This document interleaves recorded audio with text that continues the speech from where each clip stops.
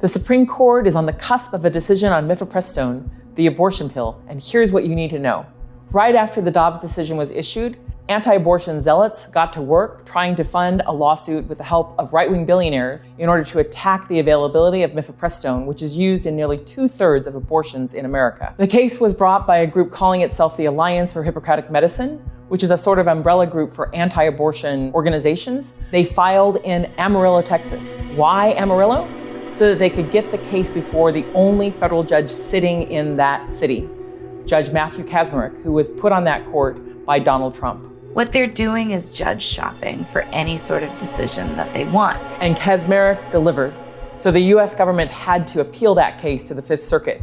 It got a 3-judge panel. 2 of those judges were appointed by Donald Trump, and they delivered too, restricting the availability of mifepristone, including the mailing of that drug, which is vital to women across America, including people who live in states with very restrictive abortion laws.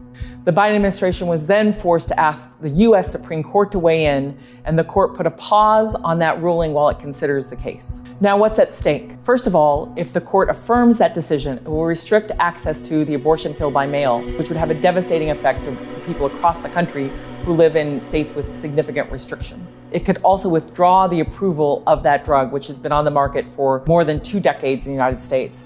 Doing so, having a court overrule the expert ruling of the FDA about the safety of this medicine, would not just restrict access to this medicine, but it would also unleash chaos for thousands and thousands of medicines that have been approved by the FDA, where any special interest group wants to attack the availability of that drug. So what's next? Regardless of how the US Supreme Court rules, we can see how bad actors are trying to game the judiciary in order to advance their extreme and regressive agenda.